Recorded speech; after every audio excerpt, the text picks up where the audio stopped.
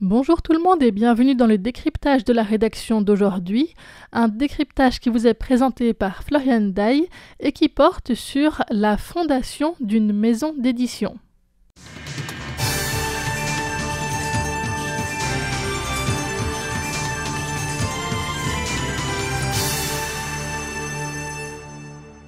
Et pour ce faire, nous sommes aujourd'hui en compagnie de Guillaume Jiang Hao. Bonjour Guillaume. Oui, bonjour.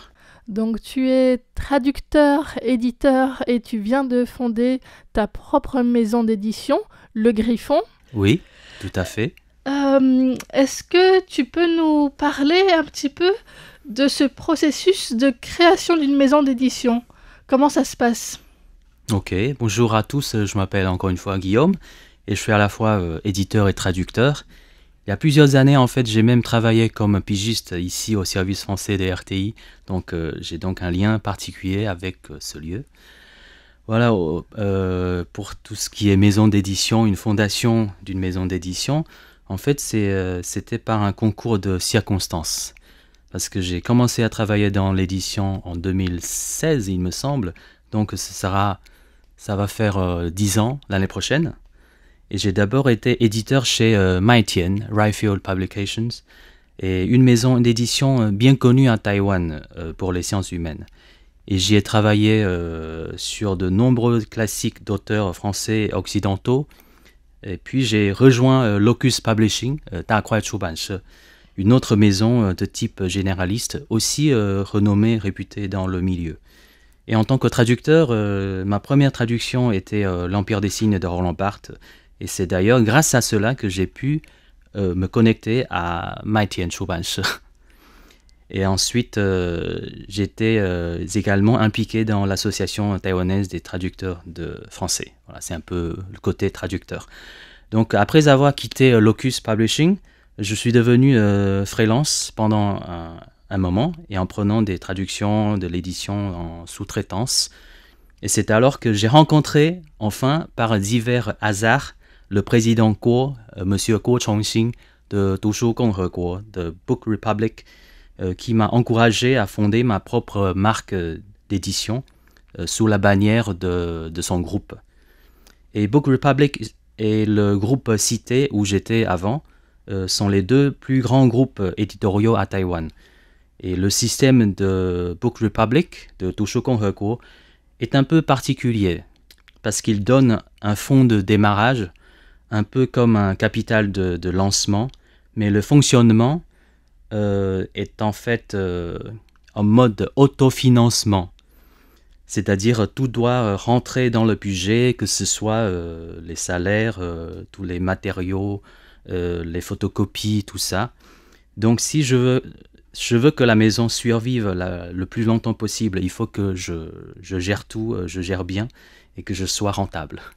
Donc Voilà. en fait, là, c'est toi qui es complètement responsable de tout ce que tu fais en fait dans la maison d'édition, c'est ça? Oui, tout à fait, avec une certaine autonomie. Donc ta maison d'édition s'appelle Le Griffon. Est-ce que tu peux expliquer pourquoi tu as choisi ce nom? En fait, mon patron m'a laissé une certaine autonomie, une liberté sur le choix du nom. Et au début, je pensais à des noms en fait plutôt abstraits ou avec des jeux de mots que j'aime bien. J'ai passé des mois à y réfléchir parce que on ne peut choisir qu'une seule fois dans la vie. Et lors d'une discussion, mon patron a eu une sorte d'illumination. Il me dit et si on essayait quelque chose de plus concret, par exemple un nom d'animal fort. Il a proposé quelques exemples. J'étais ouvert alors que j'ai exploré donc cette piste. Mais je ne voulais pas d'un animal trop commun, déjà un peu trop banal ou déjà trop souvent utilisé. Mais je ne voulais pas non plus un nom tellement rare que personne ne pourrait le prononcer. Et j'ai même consulté des ouvrages anciens sur les créatures mythologiques, par exemple. Et finalement, je me suis dit, pourquoi pas un animal fantastique bien connu, par exemple. C'était à ce moment-là que le griffon m'est venu tout naturellement. Est-ce que le griffon, il est connu à Taïwan aussi? Je sais pas, je suis pas sûr, mais dans le monde entier, dans la culture, la pop culture, c'est une créature mythique avec une tête d'aigle que vous avez Et un corps de la lion, c'est figure. ça? Oui, c'est ça. Ouais. et une symbolique très puissante. Et on en retrouve depuis l'Antiquité, je pense, dans l'art et les ornements. Et c'est aussi une figure très populaire dans la fantaisie moderne. On peut le voir dans les films, des adaptations au cinéma, tout ça. Et j'y vois une image très forte, élégante, pleine de force et puissance. Et le logo de Griffon est donc un griffon dessiné avec des lignes sobres avec ses ailes qui prennent la forme d'un livre ouvert. Donc c'est donc le savoir qui s'envole. Oh, Voilà. c'est joli. Et donc, à part choisir le logo, quelles sont les autres étapes pour arriver à fonder une maison d'édition? J'imagine qu'il y a beaucoup de choses à faire pour ça. Oui, il a donc ce côté administratif. Il fallait donc remplir des formulaires administratifs internes du groupe. Et comme j'utilise leur identifiant juridique, je n'avais pas besoin de créer en fait une autre maison, une autre société à part. Société, d'accord. Ouais. Oui, c'est plus simple. Et ensuite, chaque maison d'édition doit ouvrir un compte, par exemple, ISBN, donc auprès de la Bibliothèque nationale.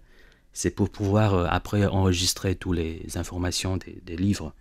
Et puis, on conçoit le logo, on doit imprimer des cartes visite, tout ça. Et on se présente aussi aux partenaires de distribution pour leur faire savoir que la marque est lancée. Voilà, D'accord. c'est tous ces détails. En fait, c'est pas tant que ça non plus. J'avais imaginé que ce serait plus complexe. Peut-être que c'est aussi le fait d'être déjà sous un parapluie d'une maison d'édition qui existe qui simplifie le processus. Mais du coup, après, tout le travail, c'est vraiment de publier des livres. Ben oui. Et actuellement, je suis seul à tout gérer.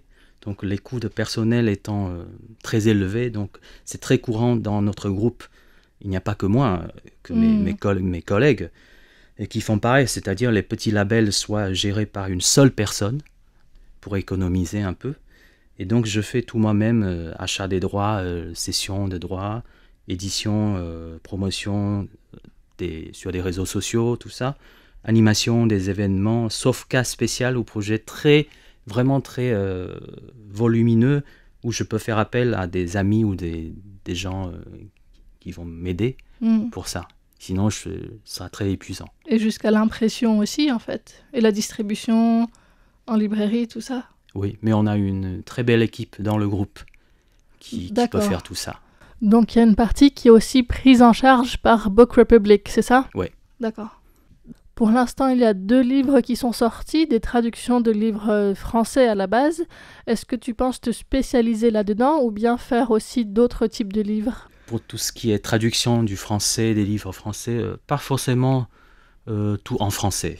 C'est-à-dire, bien sûr, à cause de mes liens avec le français, la langue française, les livres français ou tout ce qui est européen sont une partie importante dans ma ligne éditoriale.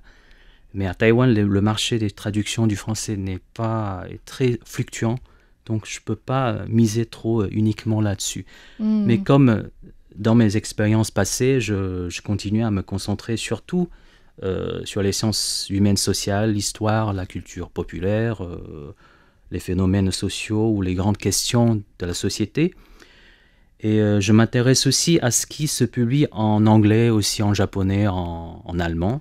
Ce sont toutes les langues avec lesquelles j'ai déjà travaillé. Et récemment, je suis de plus en plus attiré par la culture coréenne. Surtout, le marché du livre à Taïwan vit actuellement en fait une vraie vague coréenne. Donc, je compte explorer aussi ce terrain-là. D'accord, effectivement, c'est vrai que tu étais allé au Salon du Livre de Séoul. On en reparlera dans un autre décryptage. Mais pour conclure, est-ce que tu aurais des conseils à donner à quelqu'un qui voudrait ouvrir sa propre maison d'édition? Si c'est pour fonder une maison d'édition, franchement, mieux vaut ne pas le faire. Voilà, j'ai fini. Non, je plaisante. En fait, plus sérieusement, j'en ai déjà un peu parlé.